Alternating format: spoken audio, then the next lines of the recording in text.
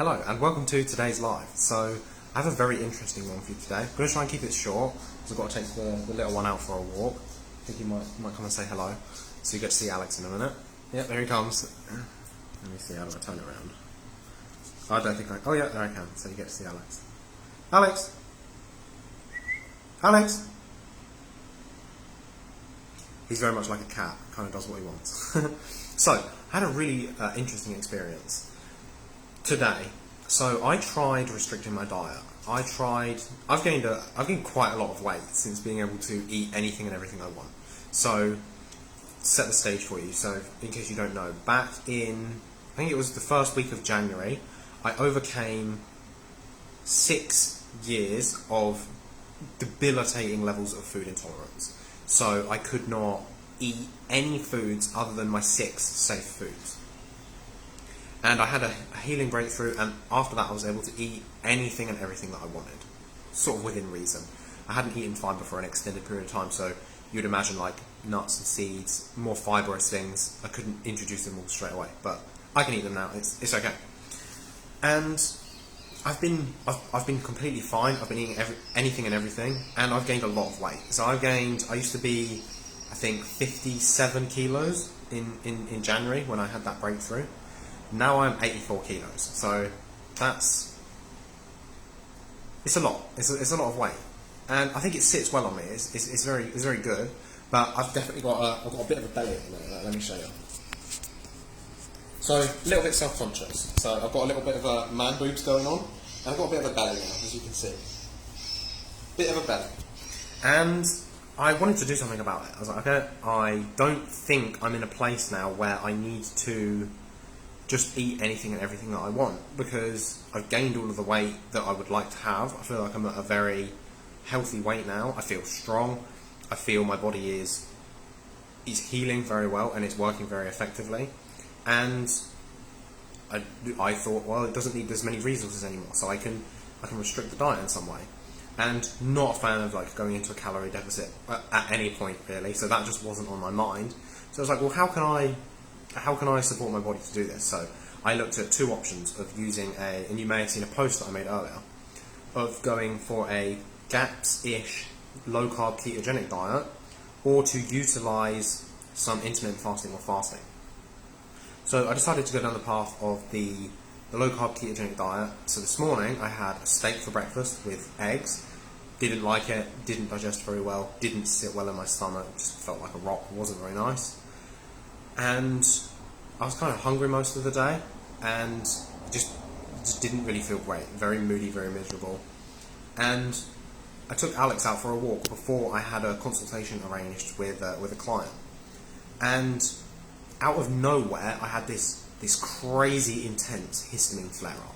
So for me, the most overwhelmingly unbearable histamine intolerance symptom that I usually get is this. So you can see it's quite a large vein. I've got a vein here in this eye, and it enlarges to a point where I can physically feel it like bulging out of my eye, and I can feel it when I blink. It feels so big, like there's actually something in my eye.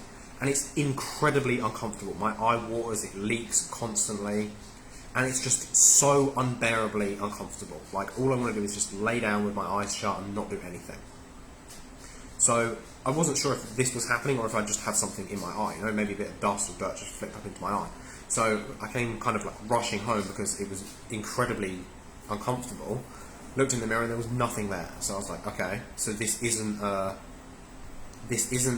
something in my eye, this is a histamine flare-up situation. So I was like, okay, what do I do? So I immediately realised it was because I wasn't listening to what my body was telling me. And this is where true healing happens, is when you open those channels of communication with your body and you learn to not only listen but actually do what it tells you. So I was listening, I was having hunger signals to eat other foods. I didn't feel like a steak for breakfast. I didn't want to eat these foods, but I was doing it anyway. So it was like my mind was going one direction, and my body. So I've got turmeric on my fingers. So my mind was going one way, and my body was going another. And this is, in essence, you can look at this as there's lots of different types of therapies or approaches to these kind of things called parts work, where instead of looking at yourself as an individual, as a solid, cohesive identity, you look at yourself as a community of parts. So you've got lots of like small identities within you, and you are your strongest when all of these sub-communities they go in the same direction, they're moving the same way, their energy is aligned. This is the concept of alignment. Karen asked me what I did with my hand, so I've got a little brace on at the minute. I fell when I was rollerblading, and I tore the ligament on the exterior side of the wrist. I had a cast, and now I've just got a little support to help it heal. It should be coming off soon. I'm getting physiotherapy soon. So yeah, it's recovering nicely. I've got a lot of mobility now. It's just not as strong as it could be. So, I lost my train of thought. Okay, parts work. So whether we're aware of these parts or not, they exist. They're always there.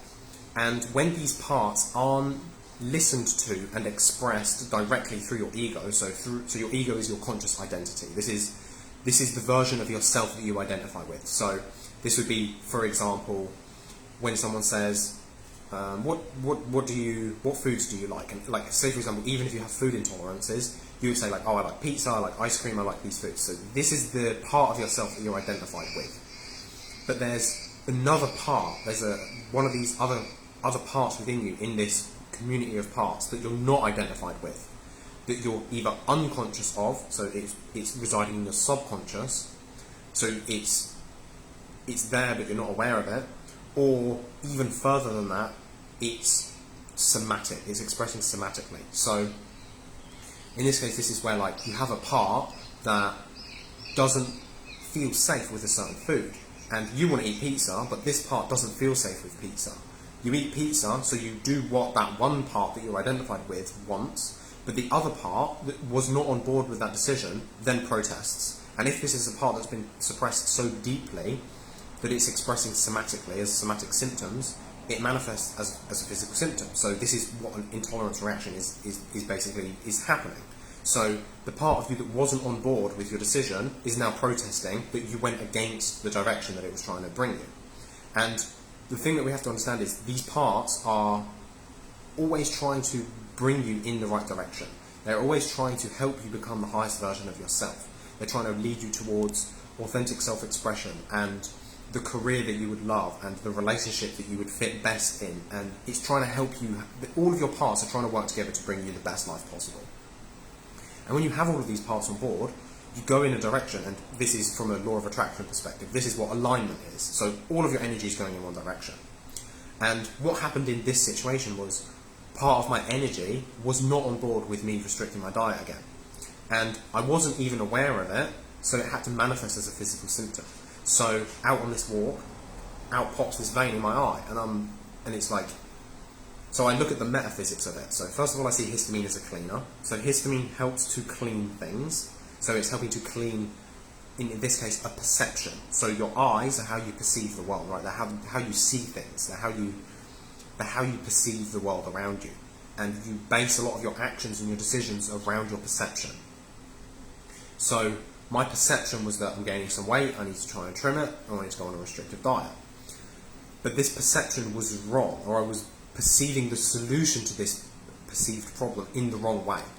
And I wasn't aware of the part of me that was protesting with the way that I was doing it, so it manifested as a physical symptom, which I'm actually really happy that it did, because it has helped me to understand that this isn't the right path for me. This eating that diet isn't the way for me to get to the highest version of myself.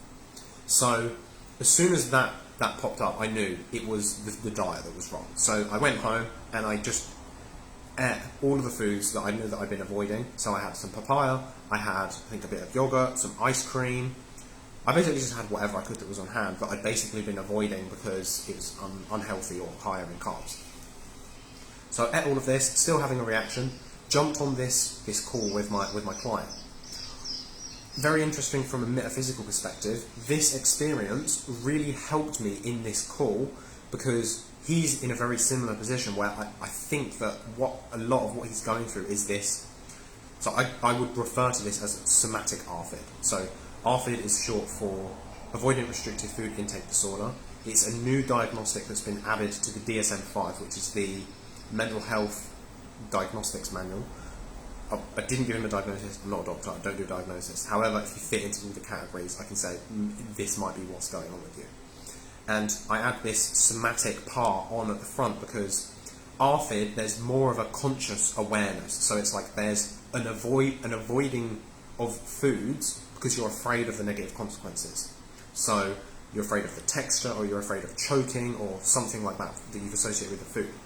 In this case, it's different, but it's also kind of the same. And it's the part of you that's afraid of the food has been repressed so deeply that it manifests as a physical symptom. So you consciously want to eat the food, but you eat the food and you have a reaction. And this is because that part of you that's not on board, that you're not aware of, that you're not identified with, is afraid.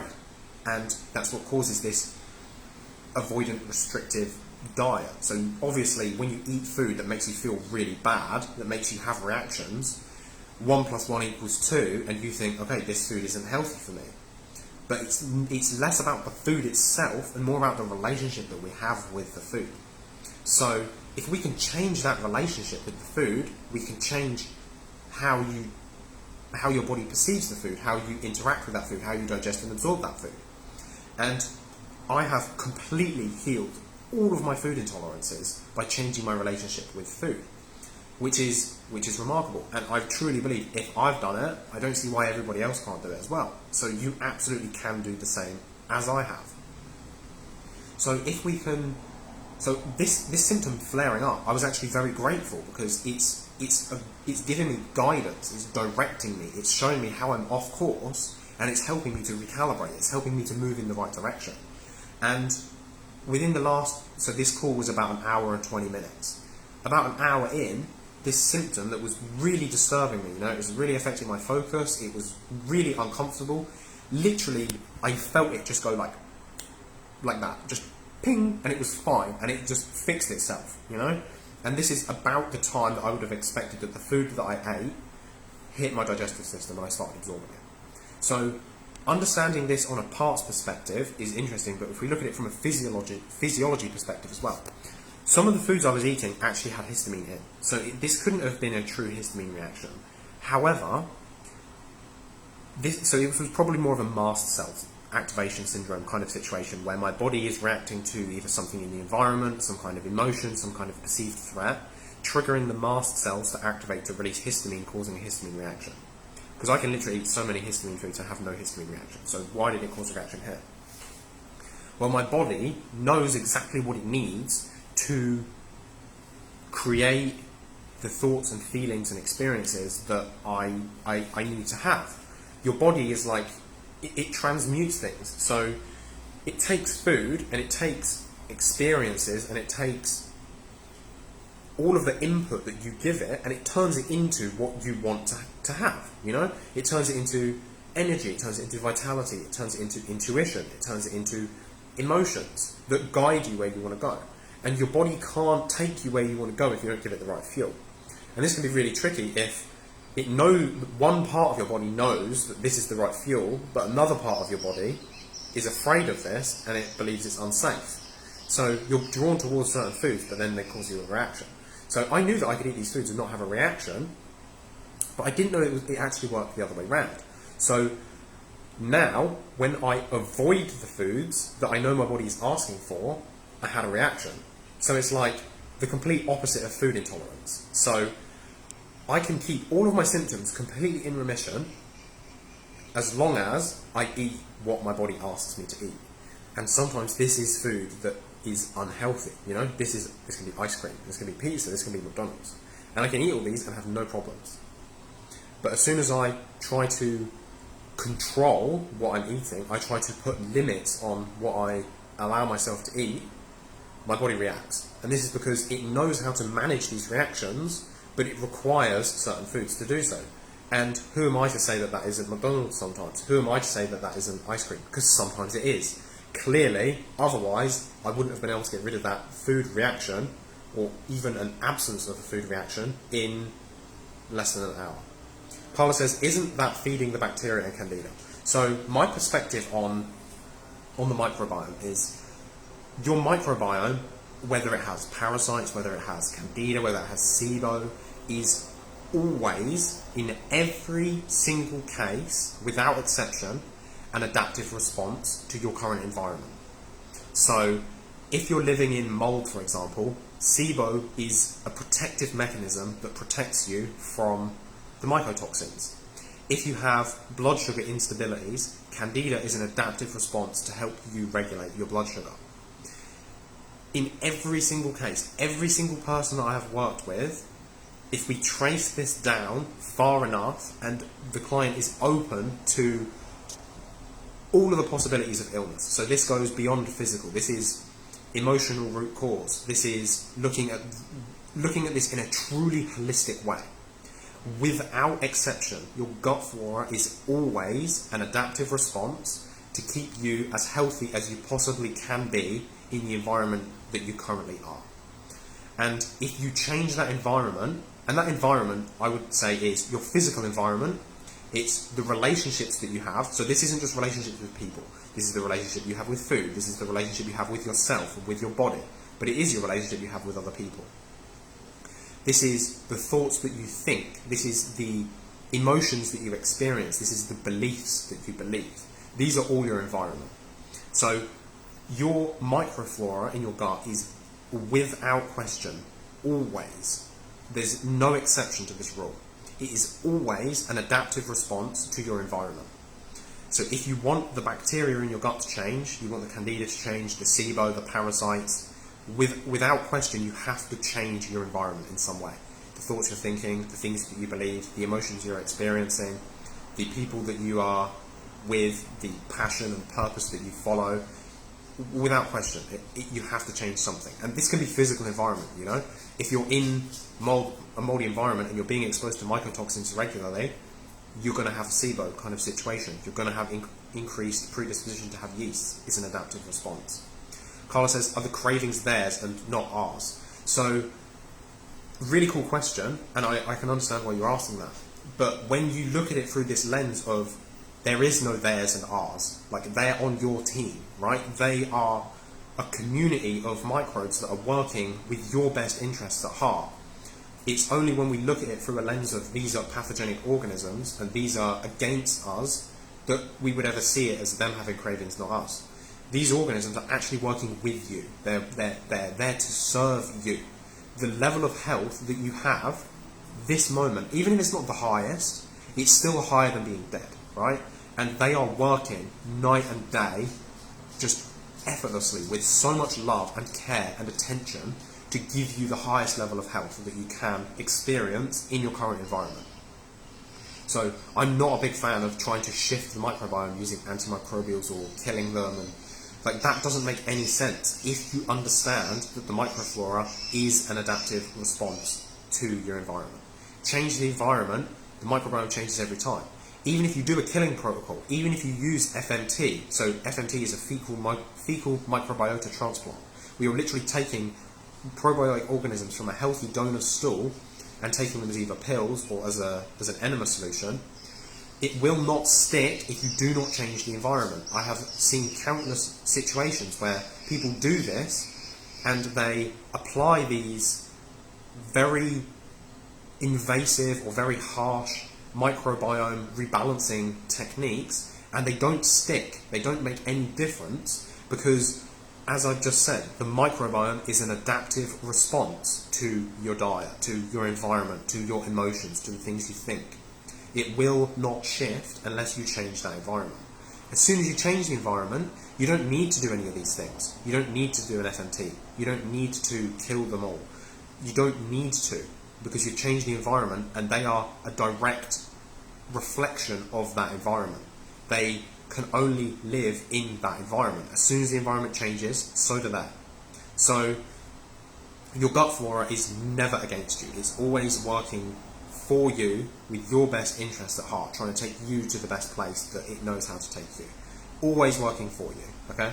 Very different way of looking at things, but it's where the results are, you know?